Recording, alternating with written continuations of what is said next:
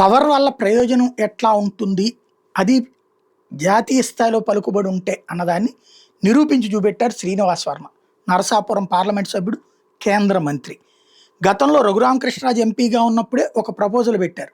చెన్నై నుంచి విజయవాడకు వచ్చే వందే భారత్ నరసాపురానికి తీసుకురమ్మని. కానీ ఆయన అప్పుడు అధికార పక్షంలో లేరు. వైఎస్ఆర్ కాంగ్రెస్ పార్టీలో ఉండటం, ఆ తర్వాత ఆ వివాదాల మధ్యలో ఉండటం, ఆయనకి ప్రెషర్ చేయడం వర్కౌట్ కాలేదు. బట్ శ్రీనివాస్ వర్మ నరసాపురం నుంచి గెలిచిన తర్వాత తను కేంద్ర మంత్రి కూడా అయ్యాక సిన్సియర్గా ఎఫర్ట్ పెట్టారు. ఇప్పుడు ఆ ఆదేశాలు వచ్చినాయి. ఇక పైన చెన్నై విజయవాడ వందే భారత్ నరసాపురం దాకా వెళ్తుంది. 26/77, 26/78 నరసాపురం వరకు పొడిగిస్తూ రైల్వే బోర్డు తాజాగా ఆదేశాలు ఇచ్చింది. త్వరలో ఈ సర్వీస్ మొదలు కాబోతుంది. ప్రస్తుతం చెన్నై సెంట్రల్ ఉదయం 5:30కి బయలుదేరితే వందే భారత్ రేణిగుంట, గూడూరు, నెల్లూరు, ఒంగోలు, తెనాలి స్టేషన్ల మీదుగా విజయవాడకి 12:10కి వెళ్తోంది.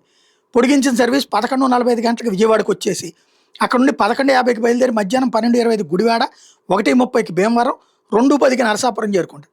తిరుగు ప్రయాణంలో మధ్యాహ్నం 2:50కి నరసాపురంలో బయలుదేరి 3:20కి భీమవరం, 4:10కి గుడివాడ, 4:50కి విజయవాడ వచ్చి అక్కడ నుండి 4:55 గంటలకు బయలుదేరి సాయంత్రం 5:20కి తెనాలి, 6:30కి ఒంగోలు, రాత్రి 7:40కి నెల్లూరు, 8:50కి గూడూరు, 9:50కి రేణిగుంట మీదుగా రాత్రి 11:45కి చెన్నై సెంట్రల్ స్టేషన్కి వెళ్తుంది. పొడిగించిన మేరకు అడ్వాన్స్ రిజర్వేషన్ సదుపాయం కూడా కల్పిస్తున్నారు. నరసాపురంలో ఓ ప్రత్యేక కార్యక్రమం నిర్వహించబోతున్నారు. ఇది